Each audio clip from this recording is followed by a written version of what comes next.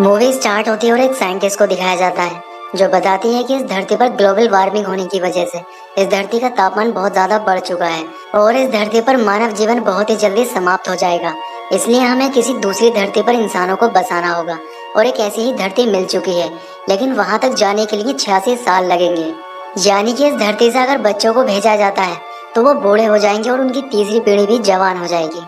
अब कुछ ऐसे इंसानों की तलाश की जाती है जो कि काफी इंटेलिजेंट है और उनका डीएनए इस्तेमाल करके टेस्ट ट्यूब बेबी की मदद से ऐसे ही बच्चों को पैदा किया जाता है। अगर ये बच्चे इंटेलिजेंट होंगे तो इस मिशन को अच्छे से कर पाएंगे और दूसरी धरती पर जाने के बाद भी ये वहाँ पर टेक्नोलॉजी को बहुत ही जल्दी डेवलप कर लेंगे। अब इसी तरह के 30 बच्चों को पैदा किया जाता है और उनकी ट्रेनिंग शुरू कर दी जाती है। यहाँ पर एक साइंटिस्ट है जो कि उनकी ट्रेनिंग कराता है, उसका नाम रिचर्ड है। अब ये बच्चे उस मिशन पर जाने के लिए पूरी तरह से तैयार हो जाते हैं और इनको भेजने की तैयारी शुरू कर दी जाती है। लेकिन रिचर्ड अपनी सीनियर साइंटिस्ट से कहता है कि मुझे भी इन बच्चों के साथ इस मिशन पर जाना है। रिचर्ड ऐसा इसलिए बोल रहा था क्योंकि उसकी कोई फैमिली नहीं थी, ये बच्चे ही उसकी फैमिली थे। अब वो साइंटिस्ट उसकी इस बात को मान लेती है और रिचर्ड को भी इस मिशन पर भेजने की तैयारी शुरू कर दी जाती है। अब इनका स्पेसशिप उड़ान भर देता है और ये इस दुनिया से दूसरी दुनिया के लिए निकल जाते हैं। अब इनको इसी तरह से चलते हुए कई साल गुजर जाते हैं और जो बच्चे पहले छोटे थे अब वो पूरी तरह से जवान हो चुके थे।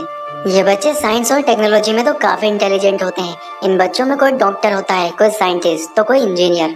लेकिन ये फिजिकल एक्टिविटी में बिल्कुल डल होते हैं, यानी कि बिल्कुल शांत रहते हैं। और ऐसा इसलिए होता है क्योंकि इन सभी बच्चों को खाने के साथ एक ब्लू कलर का केमिकल दिया जाता है जो कि इन सभी बच्चों की इंसानी फीलिंग को दबा कर रखता है, जिससे मेल और फीमेल एक दूसरे के करीब ना आ सके।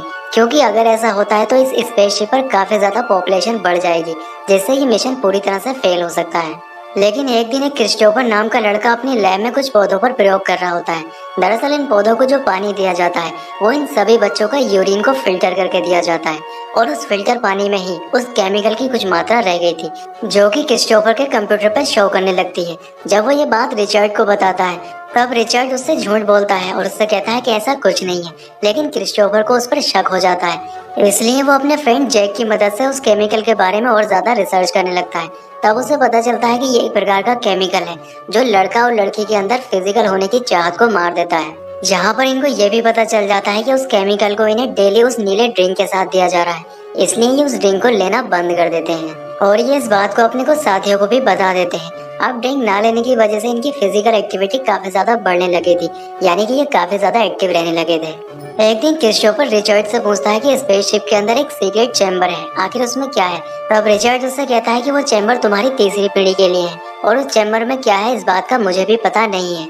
इसके बाद रिचर्ड धरती पर एक मैसेज भेजता है। वो धरती के लोगों से कहता है कि हमें इन बच्चों को सारा कुछ सच बता देना चाहिए क्योंकि ये बच्चे काफी ज्यादा इंटेलिजेंट हैं और ये सारी बात को समझने लगे हैं, इसलिए हमें इनको पूरी बात बता देनी चाहिए। इनको ये भी पता होना चाहिए कि इनका पूरा जीवन इसी स्पेसशिप पर खत्म होने वाला है और ये जब तक नई धरती पर पहुंचेंगे ये पूरी तरह से बूढ़े हो चुके होंगे।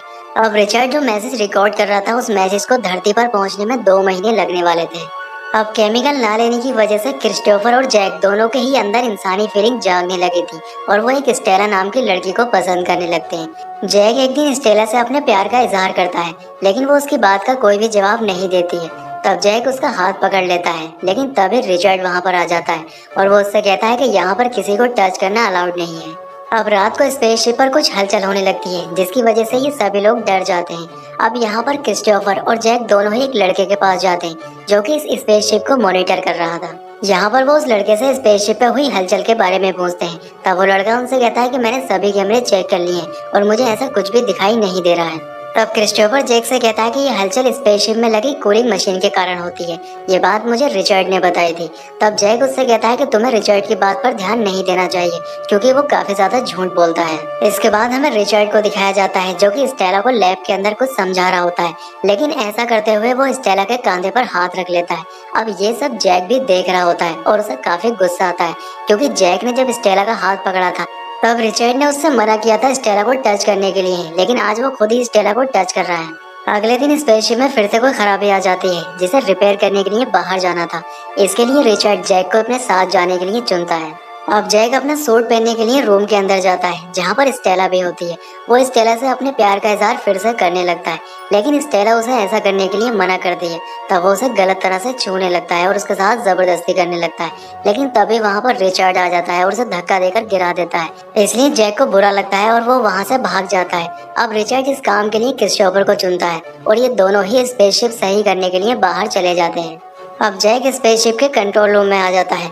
दूसरी ओर क्रिस्टोफर और रिचर्ड दोनों ही स्पेसशिप को सही कर रहे होते हैं, लेकिन तभी उनके सामने एक अंधेरा सा छा जाता है और रिचर्ड को जोरदार शॉक लगता है।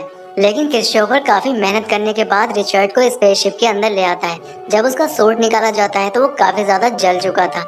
अब रिचर्ड को बचाने की काफी कोशिश की जाती है, लेकिन उसे बचा नहीं पाते हैं और उसकी मौत हो जाती है। अब रिचर्ड की मौत देखकर सभी लोग काफी ज्यादा डर जाते हैं, लेकिन क्रिस्टोफर उनको समझाता है। वो उनसे कहता है कि रिचर्ड को आज नहीं तो कल मरना ही था और यहाँ पर सभी लोगों को एक न एक दिन मरना ही है। रिचर्ड के मरने के बाद स्पेसशिप के अंदर कोई लीडर नहीं बचा था जिससे इन सभी लोगों को कोई लीड कर सके। इसलिए यहाँ पर लीडर बनने के लिए एक वोटिंग होती है जिसमें सभी लोग क्रिस्टोफर को चुनते हैं। अब स्पेसशिप के अंदर सारे काम वैसे ही होने लगते हैं जैसे रिचर्ड के सामने हो रहे थे, लेकिन जैक इस बात से काफी गुस्सा होता है कि सभी लोगों ने लीडर क्रिस्टोफर को चुना, क्योंकि लीडर जैक बनना चाहता था। इस वजह से वो काफी ज्यादा गुस्सा होता है। इसलिए वो केमिकल वाली बात काफी सारे लोगों को बता देता है, जिससे काफी सारे लोग वो केमिकल लेना बंद कर देते हैं और उनके अंदर फिजिकल एक्टिविटी भी बढ़ना शुरू हो जाती है, जिससे वो स्पेसशिप के अंदर लड़ाई झगड़े शुरू कर देते हैं। अब ये पूरा स्पेसशिप दो ग्रुप में बढ़ चुका था, जिसमें एक तरफ क्रिस्टोफर का ग्रुप था जो कि काफी शांत और सभ्य था, जबकि दूसरी ओर जैक का ग्रुप था जो काफी ज्यादा जंगली बन चुका था और ये अपने लीडर क्रिस्टोफर की बात भी नहीं सुना करते थे। एक दिन फिर से जैक स्टेला को परेशान करने लगता है। वो उसके साथ जबरदस्ती करने लगता है, लेकिन तभी क्रिस्टोफर वहाँ पर आ जाता है और उसे बचा लेता है और इसके बाद स्टेला और क्रिस्टोफर दोनों की ही अच्छी दोस्ती हो जाती है।